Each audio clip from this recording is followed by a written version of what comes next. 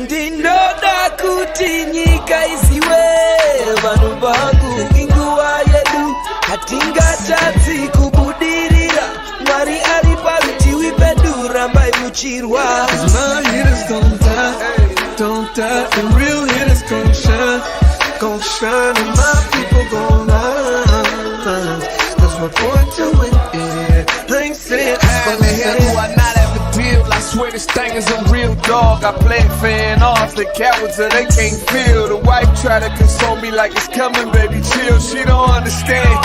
I'm the only one that's real. I remember the 3rd grade. Them kids, they had waves. I had them BDBs. You know that Zimbabwean grade. So they do shades. And your boy hit the stage, press play, and all the chicks was like, yeah. While boys was moving bricks, I was moving chips. If she gave me calculus, gave her a mouthful of it. Heat rose to this thing, boy, I bet on myself.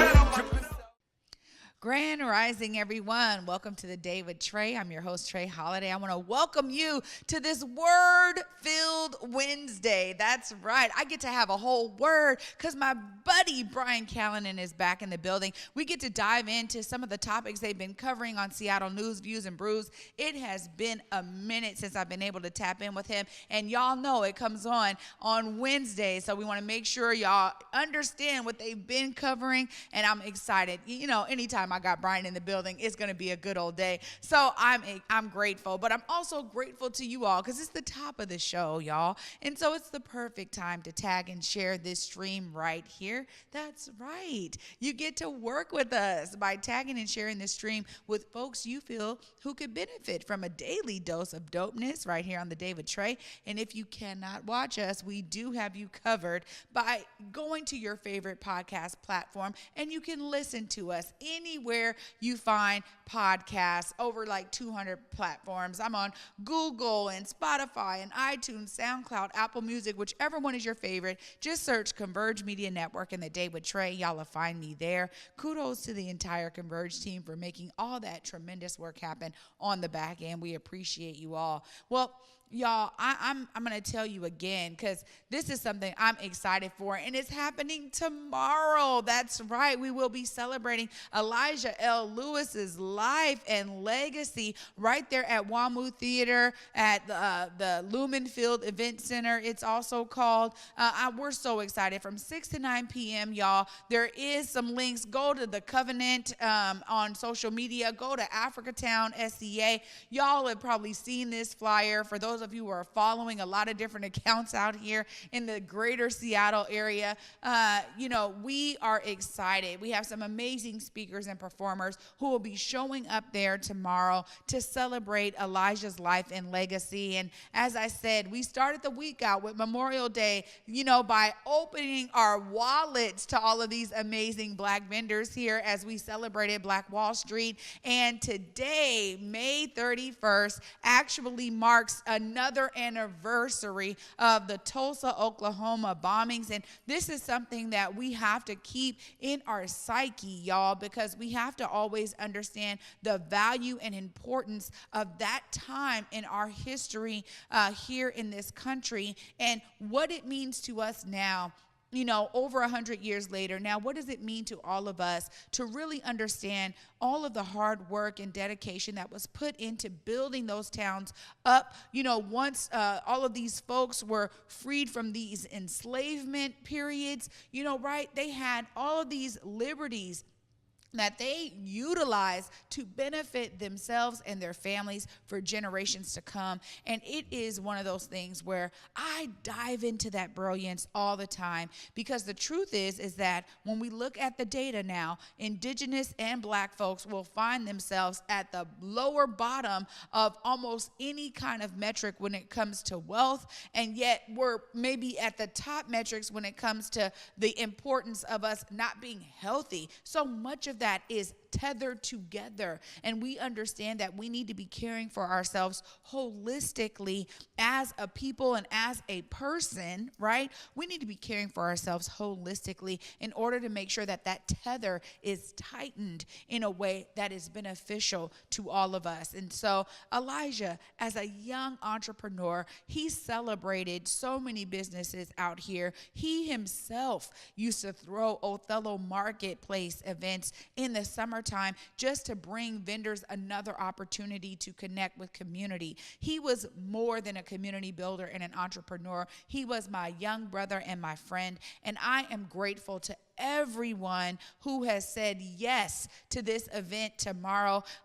Thank you so much, y'all, for pulling up for Elijah. I mean, some of y'all are coming from out of town just to celebrate his life and legacy with us here in the greater Seattle area. And I say that because, to be honest, y'all don't even know how much work goes into pulling like something like this off. You know, we want to celebrate our community pillars in strong ways that elevate their legacy, but also give us a glimpse into all the hard work and dedication that they poured into it so we can be inspired to do it ourselves. Maybe we can't do it at the same level, but whatever it is that we can bring to make our community, our neighborhood, our families stronger and better, let's be doing that work, because when we're all participating in it, we all rise. And that's really the beauty of so much of the messaging that we'll be sharing tomorrow as we celebrate Elijah L. Lewis. So again, join me, y'all. Y'all have been hearing me talk about this,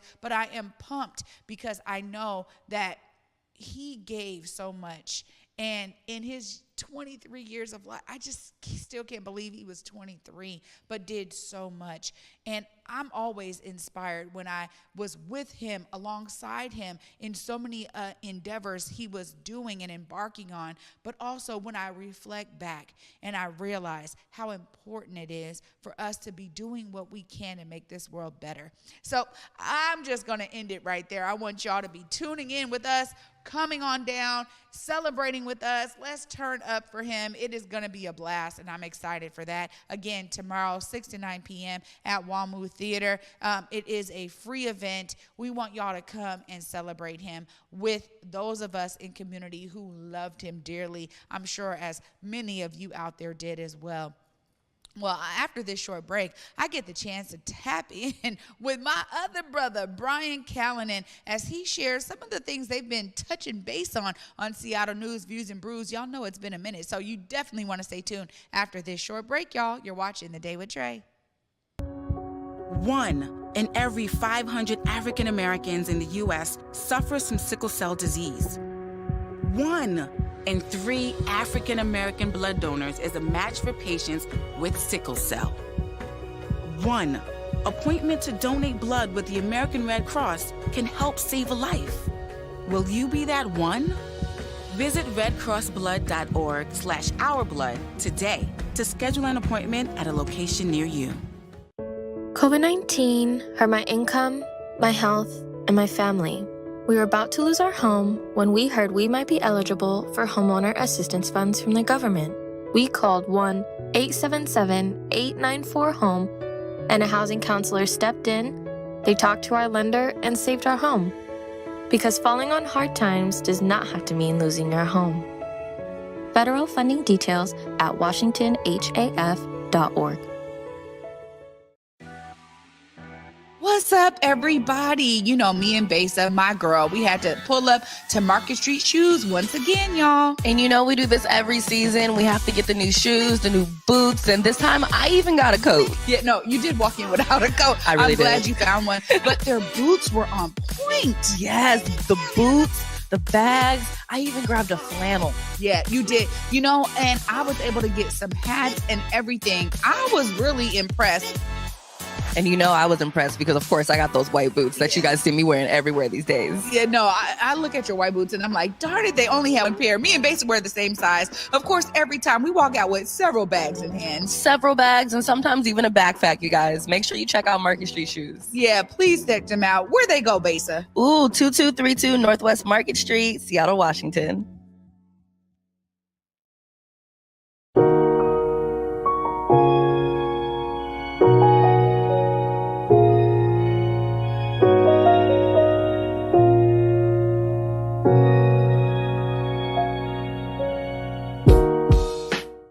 Welcome back, everyone, to The Day with Trae. I'm your host, Trae Holiday, and joining me right now is Brian Callanan. What's up, Brian?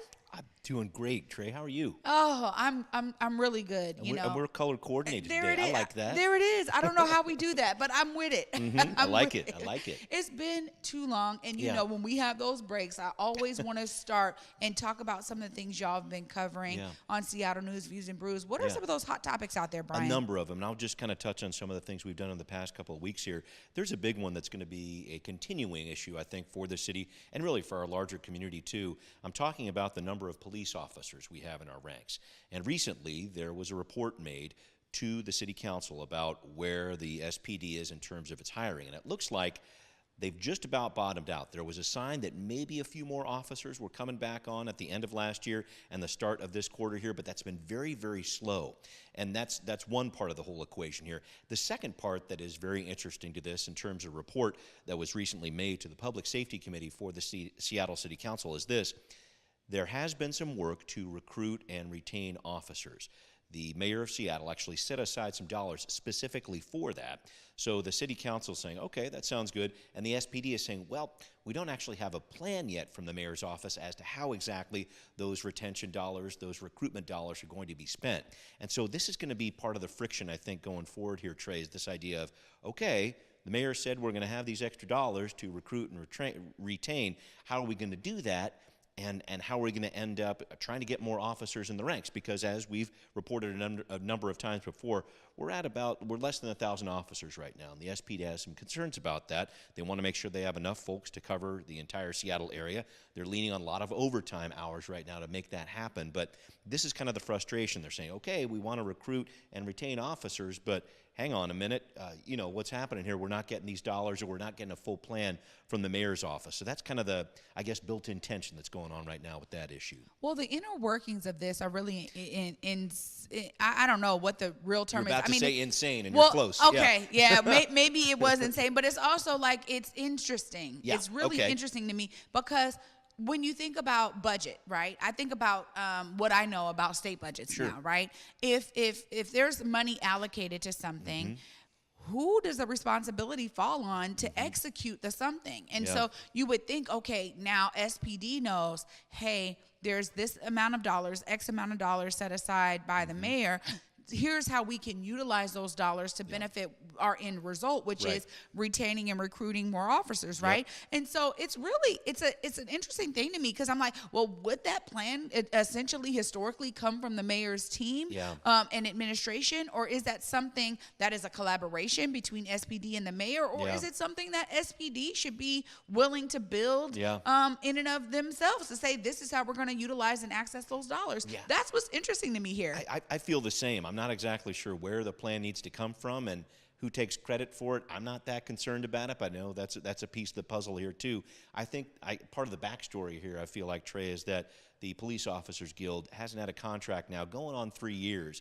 And so we're looking at that, kind of how that's going to play in here. So how do they want to recruit these new officers? What does that mean in terms of the new role they'll potentially have when it comes to having this third public safety department that we've been talking about, right? The ones that will respond to these low acuity, low intensity kind of calls out there. So I think there's a lot of things swirling around here, and how exactly you recruit and retain officers when the role of a police officer is really, really changing right now. As you know, I mean, I think it's a situation where they are as much a social worker in many cases as they're a law enforcement officer. And so as these roles start to get more or less defined here over the next several months, certainly in the city of Seattle when we're talking about building up this third public safety department here, I'm interested to see how that'll look. And I was talking with David Croman, my co-host, about this on the show, and it's just, how do you do it?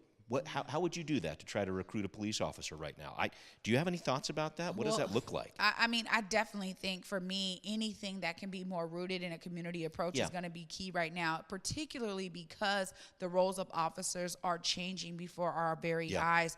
But it's also something to be said. I mean, I said this, I think around 2020, I was like, look, I mean, I get it. Like, this may be ideological, or, people are like, oh, that's not even the reality of it. When I'm like, well, what about the days of the beat cop? Like, a cop being on a certain beat, meaning that they know the community. A lot of the times it seemed as though the best way to do this is to have officers that live in that community being the ones that are the patrollers of that community, that are the protectors of that community. But can they afford to live there? Well, that's a whole nother thing, Right, right? right. Especially when we talk about rising costs. So that's why so many issues are really layered into this discussion here, Brian. I know it's not the easiest thing, but right now, how do they have maybe community advisory boards that can, be a part of the recruitment process, right? How can we make sure that certain things are more public record? We understand this potential officer's history, like a candidate. Those things are important to community because we see far too often in global majority communities. Jules was just talking about this yesterday. That unfortunately the trust is still not built. And how do they do this retention and recruitment when community is like, wait, we still are not sure about y'all? So it's a lot of layering issues here that I feel like if there was more engagement from, community and a greater understanding of where this responsibility lies so that we can help follow the process. Right now, it kind of seems like, it's up in the air. We don't know. I'm not sure. And that is going to be interesting to watch that play out. And then my other thought, too, was just the platform through which this advertising or recruitment happens. Is it an online presence, because you've got a lot of different young people potentially, or older people if it's a lateral transfer between other departments, certainly checking it out on social media. So you got to have that covered. But you're right, you actually have to be in community too, getting that feedback from different people, trying to find people from within those communities who could end up being police officers. That's huge. So it's a huge job. It always has been for the SPD, but I think with this new effort, you can say we're going to recruit more officers, but then it's like, okay, what does that look like? How are you going to do that? We got the money for it. What's it going to be? So I'm really interested to see how that plays out. And like I say, up against the backdrop of needing a new contract for the Police Officers Guild, also needing to build up this third public safety department, this is a very I won't say unstable, but just there's a lot of questions about how this is going to look over the next couple of months. Well, it's really convoluted, especially for those of us who are not directly involved, right, with the process. It looks like, wait a minute, what do they have their stuff together in terms of how to do it? Throw the consent decree on top of that too, that they're trying to get out of, right? There's a lot going on there, and I am definitely interested in this third party, right, building this up, because that was such a public outcry post George Floyd's murder. We've seen this kind of approach trying to spring up across the country, honestly. Multiple cities have been trying to find a way to do this. And so it's one of those newer things that, folks are doing, but it's very interesting to see how that plays out in the midst of everything else going on. Agreed. What else have y'all been tapping into? I wanted to talk about an issue that we've talked about recently and also is going to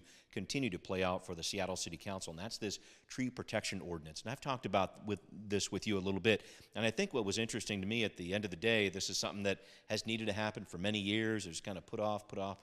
They finally have something together here, and neither the people who really want to see trees protected nor the people who really want to make sure that we're building up density, nobody was really satisfied out of this process, which I guess you could say, okay, then I guess the city did it right.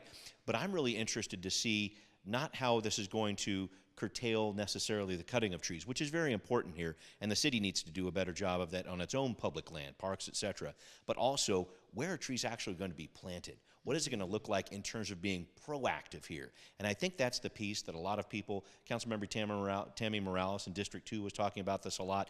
I think it's this idea of having some equity to the whole tree protection area and the canopy that we have, because if this turns into a deal where, okay, great, we've protected, this certain neighborhood from too much cutting of trees. We've protected this neighborhood, etc. If you're not actually planting trees and putting them in areas where they haven't been before, getting rid of these different concrete jungles, if you will, that happen in different parts of our city, certainly in the southeast part of our city. If you're not able to do that and not able to make it happen quickly, that's the whole thing too. We're not going to have full-grown trees down in southeast Seattle like that overnight, right? And so we're going to have another summer go through here where we're going to have these issues raised again. This tree protection ordinance isn't going to happen overnight, but I'm really interested to see how this will go and how this whole equity question, which I think was at the root, and all puns intended there, totally at the root of what's going on here. How is that going to play out? And what's the city going to be doing to be proactive about it? Well, tree ordinance. Yeah. You say that, and most people fall asleep I know, immediately. but the truth is this is why I love what you do on Seattle News, Views, and Brews, because you bring these topics out in ways that allow us to engage with them and learn more. And for me, it's very interesting because I somehow stumbled into this this topic a couple years back when we were really being able to identify how there are certain characteristics in affluent neighborhoods that don't exist in a lot of what they would call urban areas, or Low I'm income, always say, yeah. low to moderate income areas, right. those who are more around the poverty line. Oftentimes global majority folks, right? You think about the coverage that they have in Medina or Bellevue or Redmond versus some of the other cities that we're talking about southeast of Seattle. We're talking about unincorporated King County. There's a lot of difference. And it was interesting to me that tree coverage was one of those things that denote whether this neighborhood is more around poverty line or more affluent. And I was like, what do you mean? So I dove into it personally because I'm like, when you start understanding these characteristics, Brian, you begin to understand the planning that goes into because that was part of my degree was urban planning. So how do we utilize all of this understanding and data to have a more equitable approach? I agree 100%.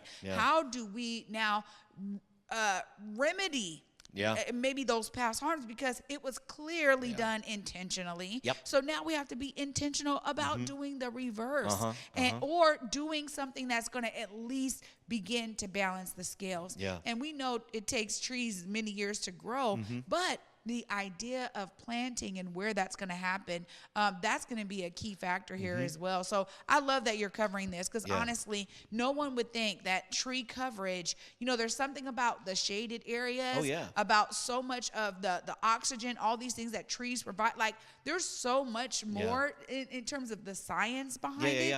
That was just mind-blowing for me. I know. And the phrase that I always come back to, Trae, is climate justice. We think about justice in a lot of different legal ways. But when you think about climate justice, is we're all up against this impending tragedy, if you will, of a climate crisis that we're all dealing with, right?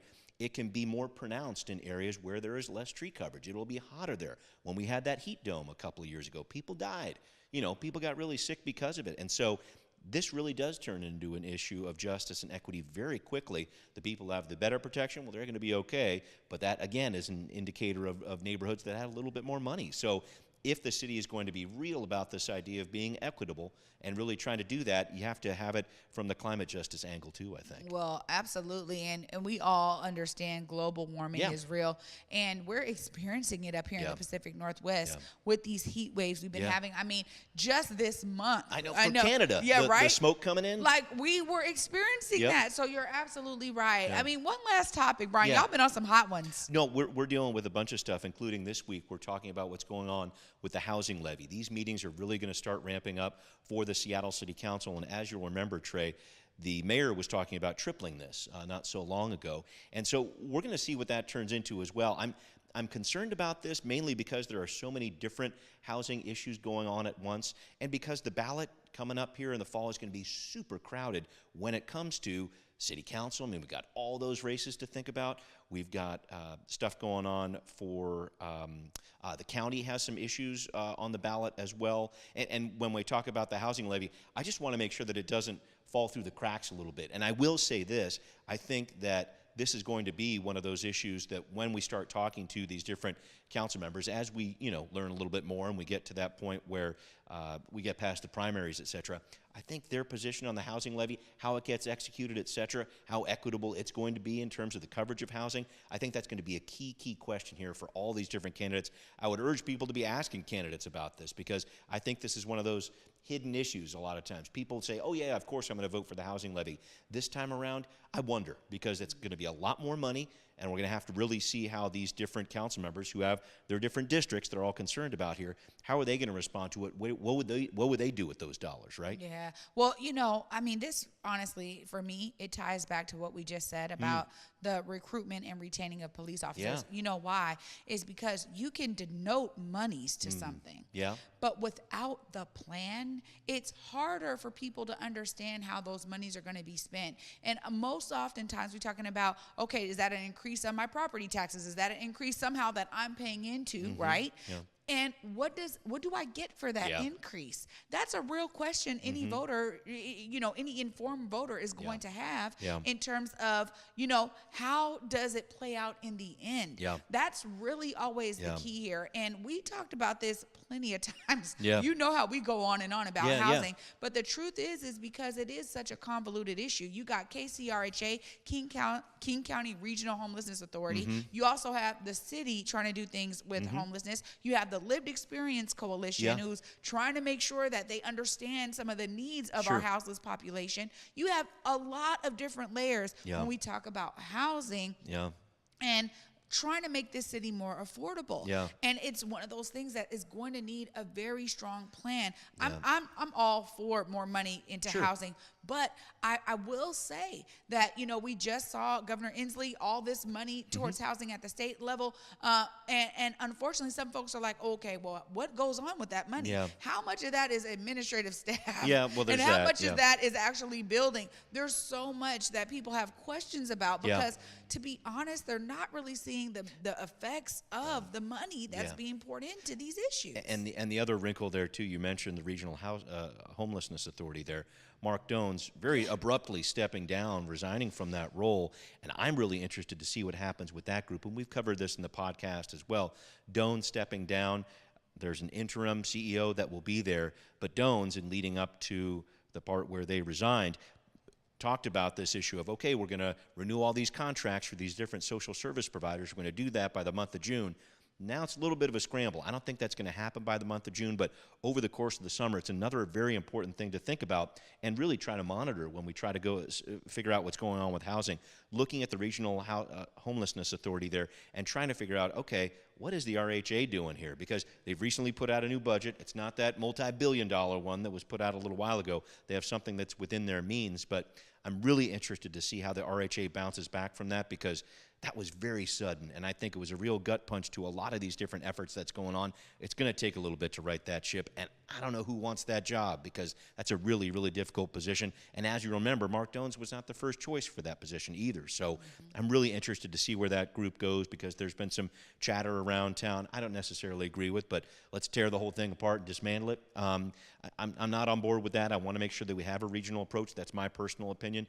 But again, people want results, and that's real too. So it was just what you were saying before. Yeah, I mean, people want results, and that's one thing. I remember Mark Doan sat right here in the Black Media Matter studios and told us that really KCRHA is created to come up with a solution that will work by identifying the historical solutions in the past 30 years that haven't worked. And that really stuck out. When they said that to me, it stuck out to me, because I was like, yo, that's a phenomenal approach, because if you already know these approaches didn't work, and so now you got to devise a new strategy, that's great. And I know that they've done incredible work. And so even when I see some of the amazing recaps over the years of like what folks have been able to do, I'm like, okay, great. It's one of those things that has to get done chunk by chunk. Brian, always such a pleasure to talk to you. I'm glad you're always on it. Make sure folks know how to find you on Seattle News, Views, and Brews, and out there in the social sphere. All right. Thank you very much, Trae. 7 o'clock, make sure you check out Seattle News, Views, and Brews on Wednesdays right here on Converge. If you want to hit me up, at Callanan Seattle. Great way to do that on Twitter or Instagram. And Trae, I got to say, thank you very much again for having me on the show. Always a pleasure, Brian. Great to be with you. Yeah.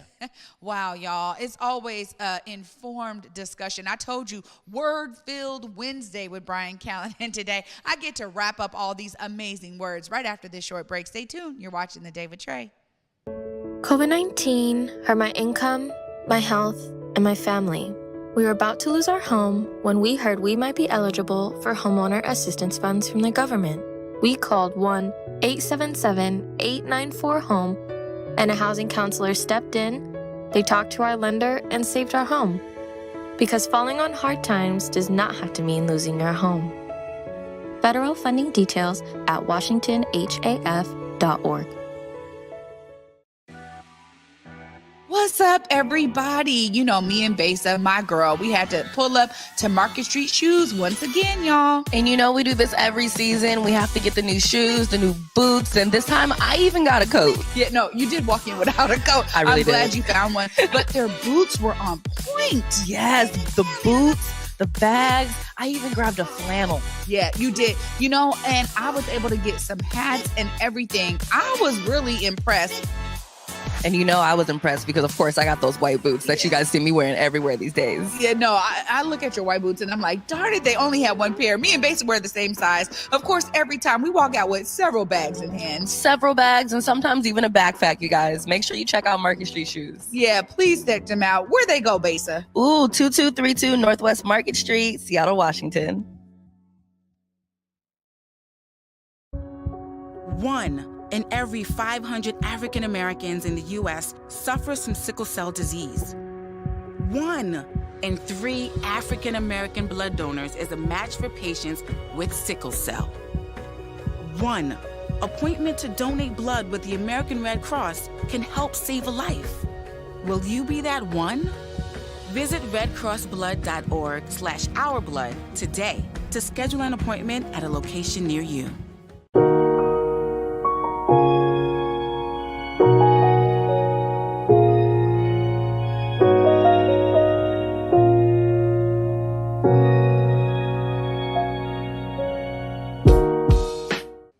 Welcome back, everyone, to the Day with Trae. I'm your host, Trae Holiday. What an amazing and wonderful word-filled Wednesday with Brian Callanan today. Huge shout out to him for joining me on this Wednesday to bring y'all some of the hot topics they've been covering there on Seattle News, Views, and Brews with Brian and David Croman. You know, the great thing for me is that I always love getting into these discussions with Brian because he's one of the only people that I get to talk like this with, but he's also so informed. So make sure y'all are tuning in to Seattle News, Views, and Brews tonight, 7 p.m. You know, be engaged in what's going on in your neck of the woods. That is the way to be inspired and to see yourself as a part of the solution. Anytime Brian hits this set right here with me, I'm always inspired because he's sharing some insight that we all need to really be tuning into, whether it's your jam or not. I promise you, eventually it will impact you if you're in the Seattle area. And there are tertiary experiences if you're outside of Seattle. So just find the ways to be engaged with what's going on in your city. And if you're not here, there's plenty of other ways to do that by being engaged in your city council meetings, in your county council meetings, in your school board meetings. I mean, these are open to the public, y'all. So find the ways to be engaged to see yourself as a part of the solution, as Brian has. And for me, until tomorrow, y'all, at 11 a.m., peace.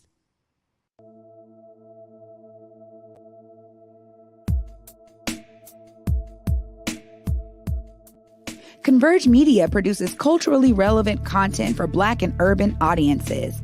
Our coverage is raw, transparent, and objective, praised by community leaders, government officials, and residents. Support Converge Media today via Venmo, Cash App, or PayPal at Converge Media.